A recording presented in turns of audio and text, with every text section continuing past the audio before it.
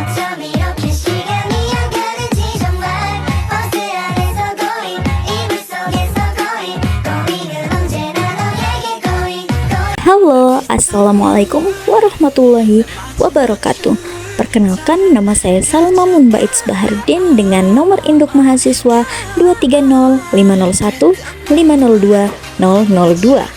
Pada kesempatan kali ini kita akan mempelajari materi mengenai perubahan fonemis yang meliputi asimilasi dan disimilasi fonemis, penambahan fonem, metatesis, monoftonisasi, dan diftonisasi.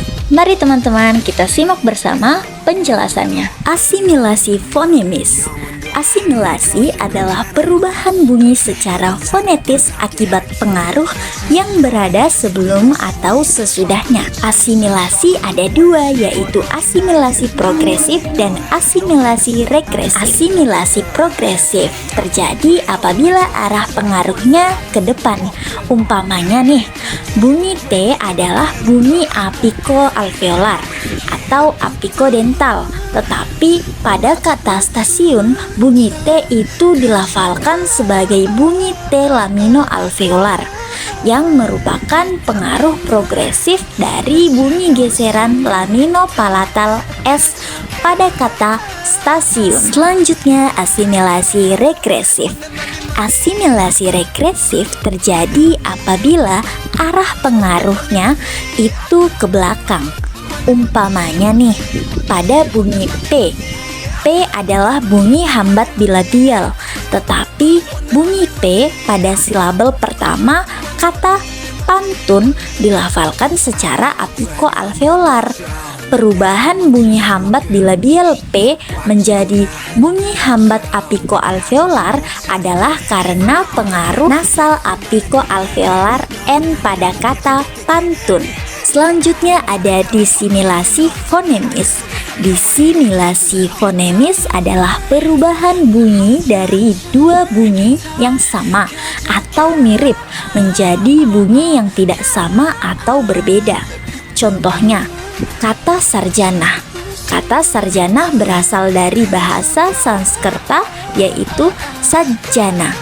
Dalam kata sajjana ini terdapat dua bunyi J yang merupakan konsonan aprikatif apikopalatal yang ada dua dalam kata sajjana tersebut. Kemudian salah satunya diubah menjadi konsonan getar laminopalatal R.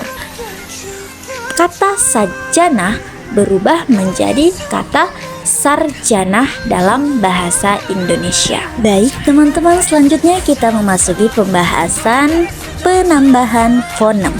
Penambahan fonem adalah proses penambahan bunyi pada suatu kata untuk kelancaran ucapan.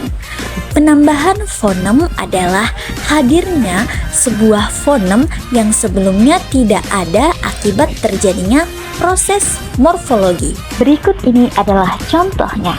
Terlihat dalam proses afiksasi berikut ada prefiks me ditambahkan pada kata dasar bina menjadi kata membina dan prefiks pem ditambahkan pada dasar bina menjadi pembina. Nah, dalam penambahan fonem juga akan muncul bunyi pelancar seperti Y apabila sebuah kata yang berakhiran dengan bunyi I diberikan sufiks an di akhirannya. Dan akan muncul juga bunyi pelancar W apabila sebuah kata yang berakhiran dengan bunyi U diberi sufiks an. Contohnya, pada kata hari diberi tambahan sufiks an yang menjadi kata harian. Dan pada kata satu diberi tambahan sufiks an menjadi kata satuan. Baik, selanjutnya ada metatesis.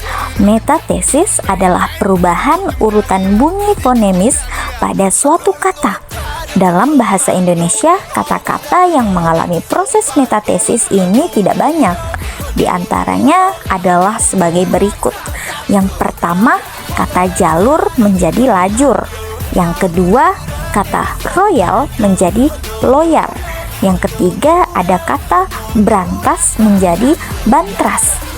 Yang keempat, ada kata ulur menjadi urul. Yang kelima ada kata kelikir menjadi kata kerikil. Dan yang keenam ada kata sapu menjadi kata apus. Selanjutnya ada monoftonisasi. Monoftonisasi adalah proses perubahan dua buah vokal atau gugus vokal menjadi sebuah vokal. Proses ini banyak terjadi dalam bahasa Indonesia akibat dari ingin memudahkan ucapannya. Contohnya nih, yang pertama pada kata ramai yang biasa diucapkan rame. Yang kedua ada kata kalau yang biasa disebutkan masyarakat dengan sebutan kalau. Yang ketiga ada kata satai yang biasa diucapkan sate. Dan yang keempat ada kata pulau yang biasa diucapkan masyarakat dengan sebutan pulo. Selanjutnya ada diftonisasi. Diftonisasi adalah proses perubahan vokal tunggal menjadi vokal rangkap secara berurutan. Perubahan vokal tunggal ke vokal rangkap ini masih diucapkan dalam satu puncak kenyaringan. Jadi masih dalam satu silabel. Contohnya nih, kata anggota menjadi anggauta, bunyi o menjadi au.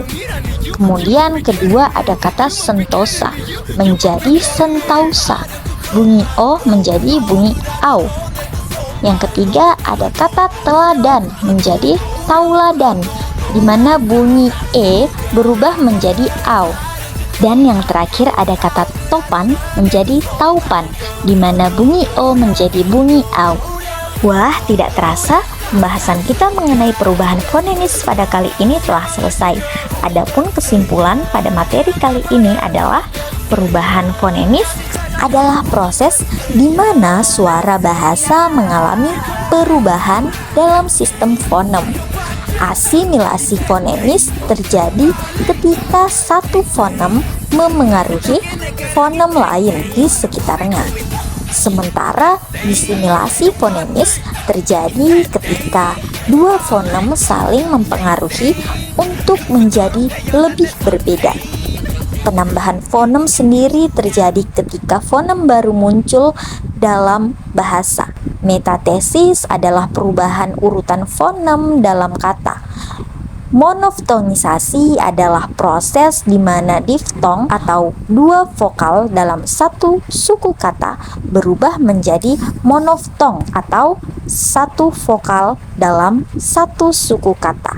Sedangkan diftonisasi adalah kebalikannya, yaitu perubahan dari monoftong menjadi diftong. Ini adalah beberapa contoh perubahan fonemis yang dapat terjadi dalam bahasa Indonesia. Baiklah, terima kasih untuk semua yang telah menyaksikan video ini dari awal sampai akhir. Dan sampai jumpa di video-video selanjutnya. Wassalamualaikum warahmatullahi wabarakatuh.